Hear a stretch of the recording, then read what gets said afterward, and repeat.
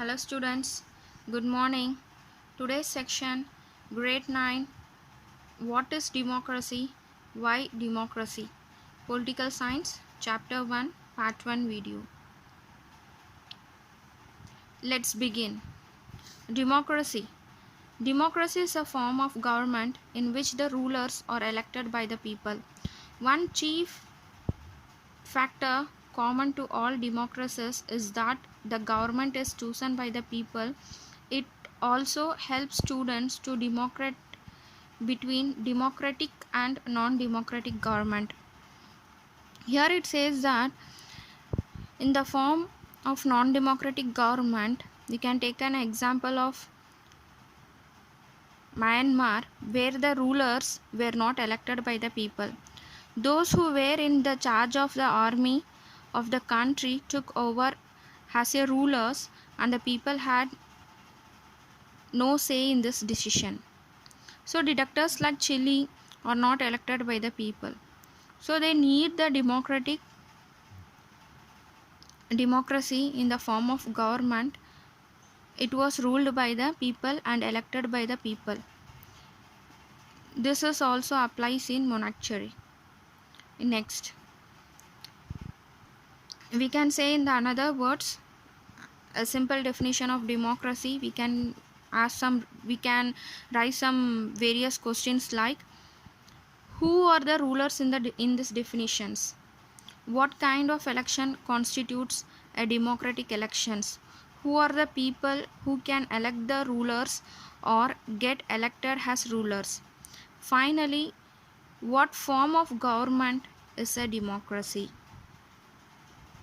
So like this, the questions will be raised in the democracy, and how we have to raise the question among ourselves. Next, some of the topics alone I have given because it is the function of the democracies. I will explain you detailedly. First function, major decision by elected leaders. Some countries like Pakistan do not follow this rule. In Pakistan, General Musharraf led a military coup in October in 1999. He overthrew the democratically elected government and went on to become a president of the country. So in 2002, he also led a referendum in the country that guaranteed him a 5 years expansions. Meanwhile, after passing a legal framework order, election were held to the national and professional assemblies, and elected representatives were granted some powers. But finally, powers rested with military officers and General Musharraf himself. Hence, we can say that it is not a democratic country. The same thing happens in many dictatorships and monarchies. So we can conclude that the democracy, the final decision making the power must rest with those elected by the people. Free and fair electoral competition. For example, we can say that in China, elections are held after 5 years for electing the country's parliament, called National People's Congress. Before contesting election, a candidate needs the approval of the Chinese Communist Party. The government is always formed by the Communist Party. You already know that. Alternately, since it is independence in 1930, the Mexico holds elections after every 6 years to elect its president. But until 2000, every elections were won by a party called PRI. It means Institutional Revolutionary Party. Should be considered the election described by the people electing their rulers. Already I given a nice example in electing the peoples. So this is the example for free and fair electoral competitions.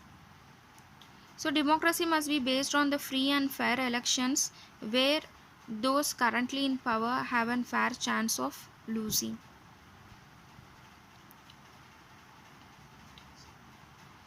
For example, we can say that we get a sense, not we cannot. Next, one person, one vote, one value. Here it means that democracy is based on the fundamental principle of political equality.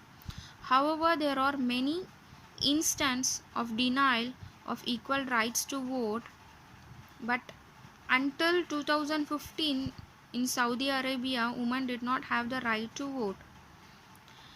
Estonia has made its citizenships rules in such a way that the people belonging to Russian minority found it difficult to get the right to vote.